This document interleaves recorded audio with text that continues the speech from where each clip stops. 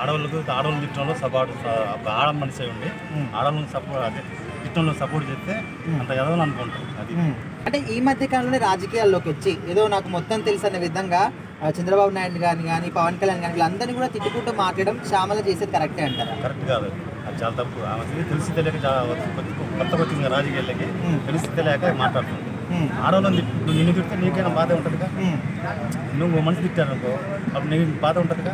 అందుకని ఆడవాళ్ళని తిట్టడం ఎవరు ఆ పార్టీ కాదు ఈ పార్టీ కాదు, అది కరెక్టే కాదు. తిట్టిన వాళ్ళని కఠినంగా శిక్ష చేయాలా.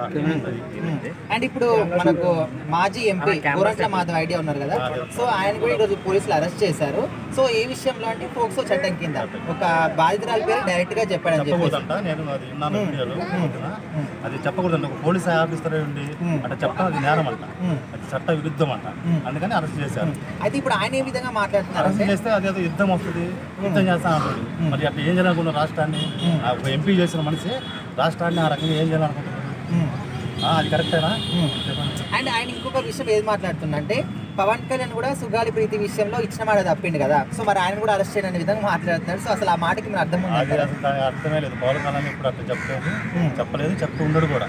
అది పవన్ కళ్యాణ్ ఒక మాట చెప్పాడంటే దాన్ని కట్టుబడి ఉంటాడు. అది అండ్ ఇక్కడ పోసాని కృష్ణమురళి కూడా ఆయన పోలీసులు ఏ క్వశ్చన్ అయినా కూడా తిక్క సమాధానాలు చెప్తున్నాడు. మామూలుగా మన మెంటల్ కిస్ట్ పేరు కూడా ఉంటుంది, మీకు ఐడియా ఉందో లేదు? మెంటల్ కిస్ట్ అనేవాళ్ళు ఆ మెంటల్ గా అందులో అరెస్ట్ చేసా ఇంకా మెంటల్ ఎక్కువ ఉంటుంది. అంటే ఏ క్వశ్చన్ అయినా కూడా నాకు తెలియదు, మర్చిపోయినా, వాళ్ళు చెప్పేది అంత ఇదేగా. ఇప్పుడు వాళ్ళు అరెస్ట్ చేసిన 5-6 ఉన్నారు, వాళ్ళు ఏం చెప్పి మర్చిపోయానో గుర్తులేదు, తెలియదు. అంటే దీని వెనకాల ఏమైనా ఒక స్ట్రాంగ్ సపోర్ట్ ఉంది అనుకోవచ్చా? ఇప్పుడు లాయర్లు అంటూ ఉన్నారు, ఇప్పుడు బనవల్ సుధాకర్ లాయర్లు చేస్తున్నారు, అందుకే వాళ్ళకి సపోర్ట్ గట్టిగా. సో ఒకవేళ మరి ఆయన బయటకు వస్తాడు అనుకోవచ్చా, రాడు అనుకోవచ్చా? దాదాపు సంవత్సరం రాడు, సంవత్సరం దాకా రాకుండా ఉండాలా. అది రెండో వాళ్ళు తిట్టకుండా ఉంటారు.